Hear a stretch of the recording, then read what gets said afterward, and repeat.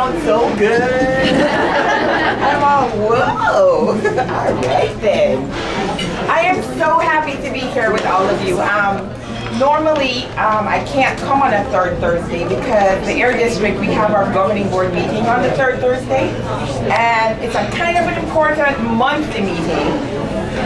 You can't even get sick or die on the third Thursday of the month at our Air District because our governing board makes such important decisions that affect all of us. If you live in the Central Valley at all, the Air District we're a public health agency and we're responsible for the air that you breathe, basically, to make sure that the pollution that is so common in the valley, so problematic in the valley, gets reduced. So that's where I spend my days. I love my job.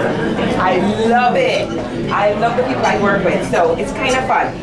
Okay, so today we're going to talk about, as Sandy mentioned, we're going to talk about the subject masterpiece or copy. How do you see yourself? And here's why.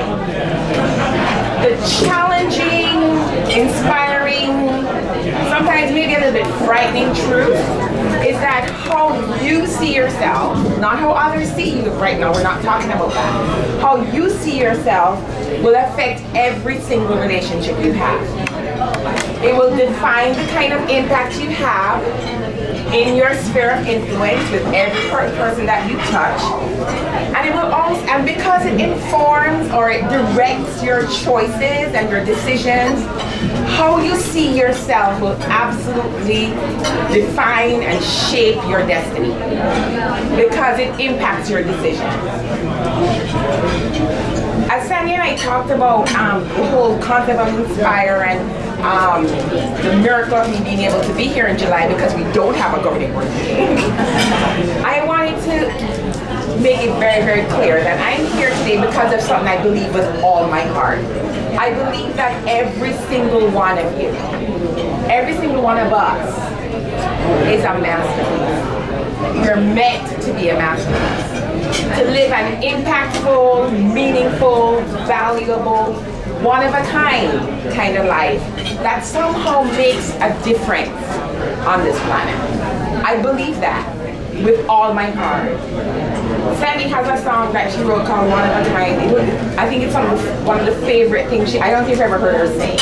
But that song still, that she wrote long ago, on Sandy, still captivates me because of that concept, one of a kind. But the harsh reality that we live in is that in a world that claims to celebrate individuality, it turns around and promptly starts to mercilessly try to force you into this mold that pushes and squeezes at who you are until you become this warped, twisted version of your authentic self.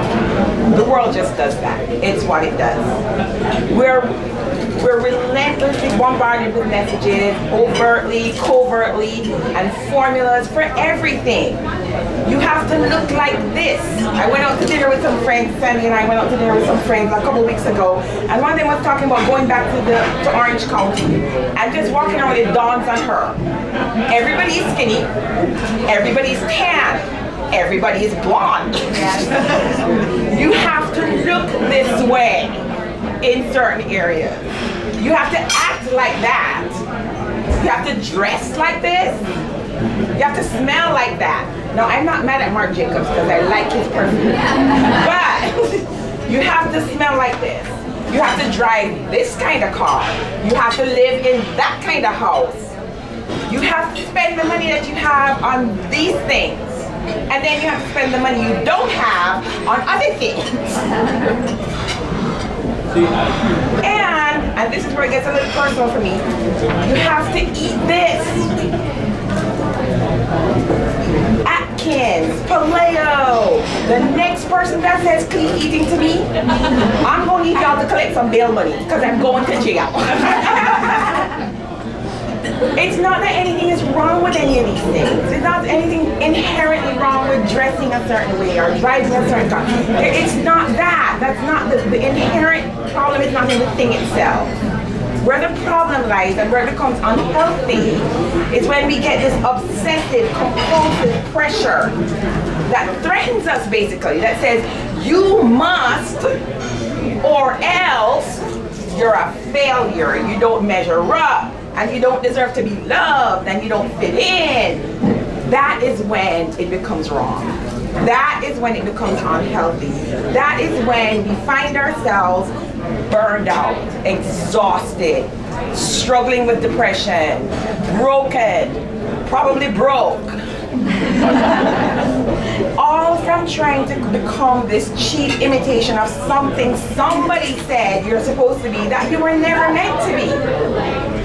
You have this fake and phony life now without barely any trace of authenticity. Your relationships are fake and phony. And you know how I know this? Because I've been there. Done that. Not going back there again. And of all the people on the planet, this should not happen to a Jamaican woman. It shouldn't. Because I tell you why. Jamaicans have a history of being some of the most independent people on the planet. And I was watching a documentary the other day that kind of explained it. Because it was about the slave trade from West Africa, and as they came around the Cape and came up into the Caribbean before hitting the east coast of the United States, the slave traders would drop off the troublesome slaves in Haiti and Jamaica. Slavery was abolished in Jamaica 50 years before it was abolished here. You know why? Them Jamaican slaves were just like, yeah, we're not feeling this slavery thing, so we're gonna run up in the mountain and live, and you'll never find us. And if you come up there, we gon' kill you. That spirit permeates Jamaicans to this day. We are some of the most unruly people on the face of this planet. The funnest and nicest people, but we don't like nobody telling us what to do. So this constant pressure, which became even more real when I moved from Jamaica in 1988 and moved into this society, and I love my adopted country, don't get me wrong. But the pressure to measure up, to match up, to fit in is crazy here. It starts early and it comes at you all the time. The message, if you don't do all of this stuff, you don't measure up, you don't fit in, you don't deserve to be loved, you're a failure. It wasn't long, I mean, look at me, of course I'm different. How am I going to fit in? So moving into this culture and into this climate was challenging in a lot of ways. And before I knew it, I had succumbed to the insecurity that was living way down deep inside of me, that I would never have known about had I stayed in Jamaica. It caused a lot of pain. Yes, it did impact all of my relationships, because how you view yourself impacts every relationship you have in one way or another. It determined the impact that I had on my sphere of influence. It informed the decisions and the choices that I made, and it left me trapped in a kind of prison that felt inescapable. I wanted to share with you, because I don't know how many of you here, I live my life by the truth that I feel is in the Bible, that I know is in the Bible. My relationship with God defines who I am. Judeo-Christian to the core. Not because I'm perfect, oh my gosh, no. But because I believe God. I believe what He says. I believe it's true. And that's where I choose to put my faith. People can put their faith wherever they want, but we all have it because you have a set of beliefs that you live by. And the ones I live by are based on the Bible. And that is where I found freedom. I want to share with you a verse, and I'm going to read it from what we call the Amplified Version, which is a version that takes the original Greek language and puts in it every single possible meaning of the words that we find in our King James Version. So from Ephesians 2 verse 10, this is a truth that finally set me free. It says, "For we are God's own handiwork, His workmanship."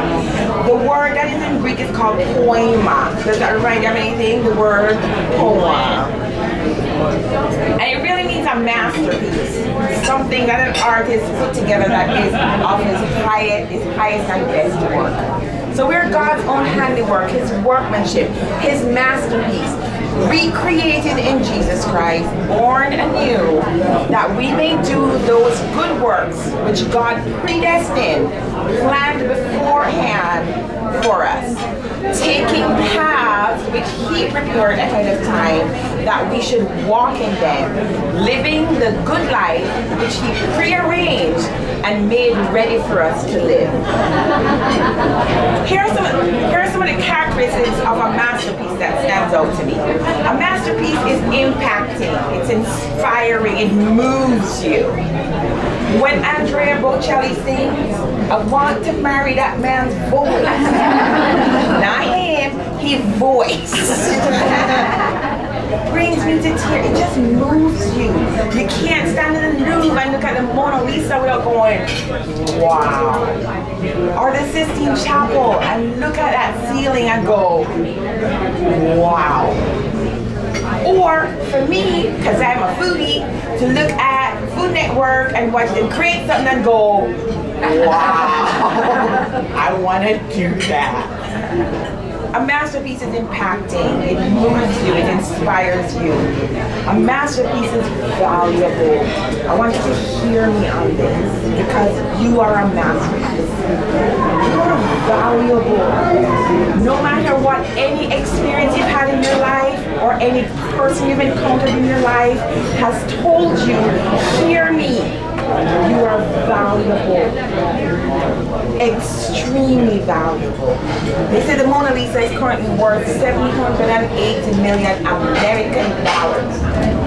Blows my mind. You are worth so much more. How will that impact you and how you live your life and how you allow people to treat you? You're valuable. Don't let anybody tell you any different. A masterpiece is also unique. It's one of a kind.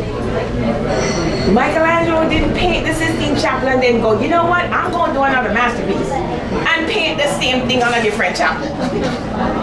It's unique. It's one of a kind.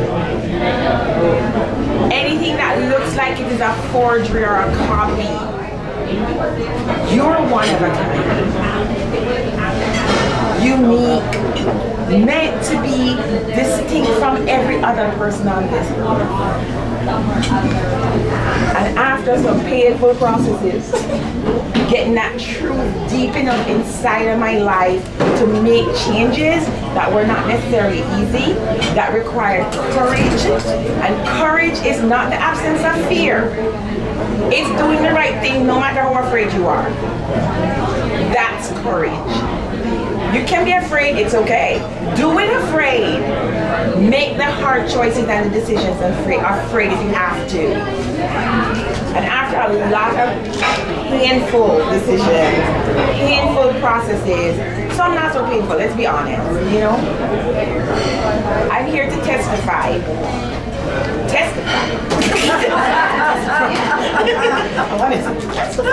I am here to testify about something. If you can find the courage to reject the pressure that's put on you, that pressure that tries to force you to conform, if you can make the decision to refuse to live like a cheap copy of somebody else's formula for life, somebody else's definitions about what your life should look like, then trust me on this. You'll be able to follow your dreams with truth and integrity. You'll be able to pursue your passions in the same way. You will experience a great thrill, and it's an adventure. I want to turn in my points in my life was her fault. I'm over right there. Because she loved me enough to challenge me about sitting in a situation that was not what God meant for me to be at. It was a good job. It was a good job. And then God took me, after making that leap, God took me to a great job. So it is a thrill. It's an adventure sometimes. But there's deep satisfaction in searching out, discovering the purpose for which you were uniquely designed. There will be nothing else you do in this life that's more rewarding or more fulfilling. But it's not about self-indulgence or self-absorption or any kind of narcissism. You need to be able to, I'm willing to do this in order to make this world, this planet, every person you come in contact with, just that much better. Because you are here on this planet being who you were meant to be. Sadly, so many of us have robbed the world of who we were meant to be. Because we're so busy trying to become somebody else's image of who we are supposed to be. So for your discussion afterwards, Sally said I had to have a discussion question. Yeah, here it is.